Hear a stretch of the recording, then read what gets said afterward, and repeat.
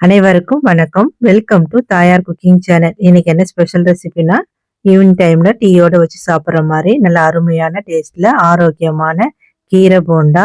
இது உள்ள நல்லா சாப்பிட்டா மேலே மொறுமொறுப்பா சாப்பிட்றதுக்கு நல்ல அருமையா இருக்கும். வாங்க இதை எப்படி செய்யலான்னு பார்க்கலாம். வீடியோக்குள்ள போகிறதுக்கு முன்னாடி நம்ம தாயார் குக்கிங் சேனலை சப்ஸ்கிரைப் பண்ணுங்க. கூடவே இருக்கிற பெல் பட்டனை கிளிக் பண்ணிக்கங்க. இப்போ வாங்க வீடியோக்குள்ள போகலாம். சின்ன மிக்ஸி ஜார் எடுத்துக்கங்க. அதில் 1/2 டீஸ்பூன் சோம்பு சேர்த்துக்குங்க. இந்த சைஸில் ஒரு துண்டு இஞ்சி சேர்த்துக்குங்க. அது கூடவே ஒரு பச்சை மிளகாய் சேர்த்துக்குங்க. இதில் தண்ணி எதுவும் சேர்க்காம மிக்சியில் வச்சு பல்ஸ் மோடில் கொரகொரப்பாக அரைச்சி எடுத்துக்குங்க. இப்போ பாருங்கள், நான் அரைச்சி எடுத்துகிட்டு வந்துட்டேன். இந்த மாதிரி கொரகொரப்பாக இருக்கணும். இது அப்படியே இருக்கட்டும். இப்போ போண்டா செய்கிறதுக்கு மாவு கலந்துக்கலாம். ஒரு மிக்சிங் பவுல் எடுத்துக்குங்க. அதில் 1/2 கப் அளவு கடலை மாவு சேர்த்துக்குங்க. அது கூடவே 1/4 கப் அளவு அரிசி மாவு சேர்த்துக்குங்க. 1/2 டீஸ்பூன் பெருங்காயத்தூள், தனி மிளகாய்த்தூள் 1/2 டீஸ்பூன் சேர்த்துக்குங்க. 1/2 டீஸ்பூன் உப்பு சேர்த்துக்குங்க. குக்கிங் சோடா 1/4 டீஸ்பூன் சேர்த்துக்குங்க. இது கூடவே அரைச்சி வச்ச இஞ்சி, சோம்பு, பச்சை மிளகாய் விழுது சேர்த்துக்குங்க. 2 மீடியம் சைஸ் வெங்காயம் நீல வாக்கில் கட் பண்ணி வச்சுருக்கோம். இப்போ அதை சேர்த்துக்கலாம். சேர்க்கும் போது கையால் இந்த மாதிரி உதுத்து விட்ட மாதிரி சேர்த்துக்குங்க.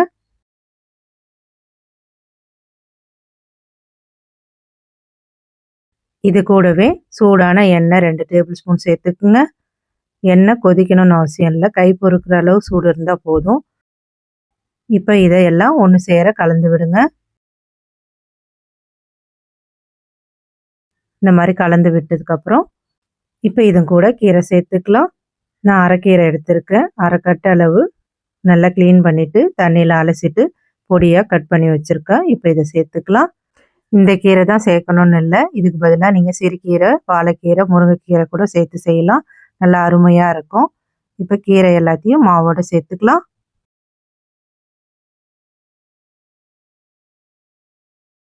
கீரை சேர்த்துட்டு இப்போ மாவோட கீரையை நல்லா கலந்து விடுங்க.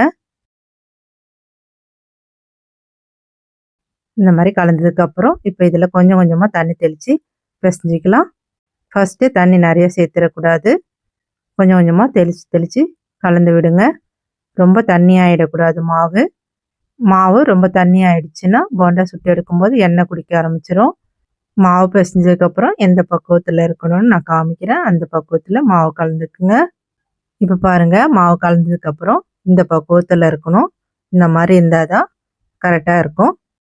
இப்போ இது அப்படியே இருக்கட்டும். போண்டா போட்டு எடுக்கிறதுக்கு நம்ம எண்ணெய் ஊற்றி சூடு பண்ணிக்கலாம். கடாயில் போண்டா சுட்டு எடுக்கிற அளவுக்கு எண்ணெய் ஊற்றிக்குங்க. இது சூடாகி வரட்டும். எல்லாம் சூடாகிடுச்சு. போண்டா போடுறதுக்கு முன்னாடி அடுப்பை மீடியமான தீயில் வச்சுருங்க.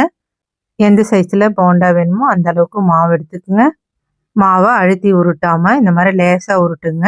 அழுத்தி உருட்டிங்கன்னா மாவு உள்ளே வேகாமல் ஹார்டாகிடும். இந்த மாதிரி உருட்டி எடுத்துக்குங்க. இதே மாதிரி ஒரு உருண்டைகளாக உருட்டி எண்ணெயில் போடுங்க.